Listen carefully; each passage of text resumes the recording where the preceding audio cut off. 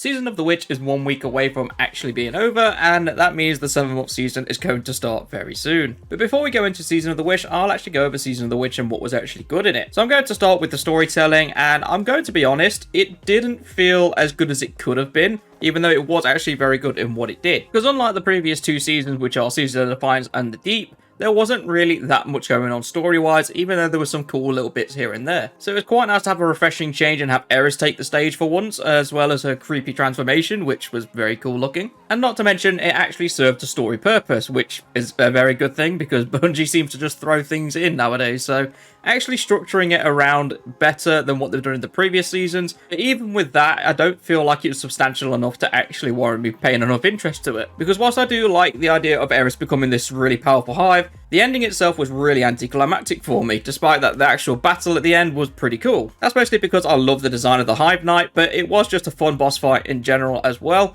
But when it is literally just Eris who's accrued all this hive energy, just decides to get rid of it, they could have done quite a bit more with that instead of just having her just spell all the energy. I know it's like to do with the storyline and with Ziva or Wrath, but surely she could have done something really cool with the energy while she had it. Moving over to the activities, they weren't that bad either, but I really didn't like the altars of summoning. And whilst it is pretty much an endless wave mode, which I suppose you can kind of describe it like a horde mode, it wasn't exactly executed very well. And I think I can attribute that into the same nonsense they had in Season of the Deep, where they are just not getting the difficulty right. Bungie needs to stop with this mentality of everybody wants to do everything super hard, and actually have a nice balanced activity. So yes, I am pointing my finger at the hardest summoning that you could do in altars of summoning. The difficulty should not literally be that you can get killed in 3 or 4 shots. It should be a case of if you're running a meta build, you should do well, but if you're not running a meta build, you are going to have a rough time. Not that you're going to get killed every single 2 seconds with a meta build, because let's face it, it's a seasonal activity, not a bloody Master Nightfall. And I'm not even going to talk about the Grandmasters, because unless you're choosing them, then good luck. But going over to the Spire, that's actually a really cool activity to do, and I do wish Bungie would do something like this in the future as well. The idea of running through an activity was pretty much the same as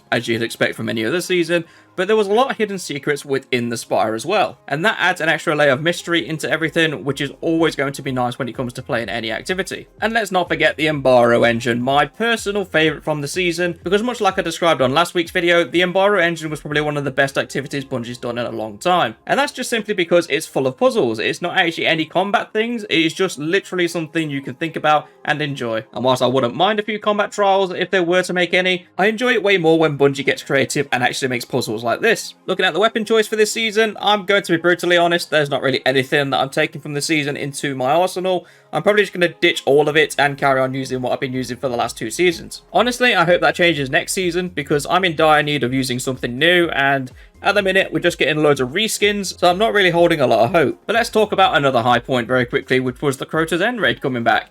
They actually did Crota a lot of justice when they released this, because not only did the raid become substantially tougher compared to its D1 counterpart, it was really fun to actually try and run through on day 1, and also really good to play when it was actually just normal difficulty. Not to mention Master difficulty did take this back up a notch and was quite hard, pretty much to the same level as day 1, so I was quite happy to see and experience that. But one thing I'm definitely saying about that raid is screw the seal, because there is one triumph in it which, if you know about it, then you understand, but if you don't, then don't subject yourself to the torture. Unless you enjoy that kind of thing, then go ahead. But a special mention to Bungie for actually making Uryu a boss this time round and not just a regular enemy, because in the dungeon variant in D1, it wasn't exactly a proper fight, even though she should have been a boss to begin with. That is pretty much it for Season of the Witch as a roundup, I suppose, or just a review of it, I guess. But overall, I can say it was meh. It wasn't really anything good or anything bad, just somewhere sitting in the middle. Which, to be honest, for Bungie at the moment is actually quite good, because I'd rather them have a meh season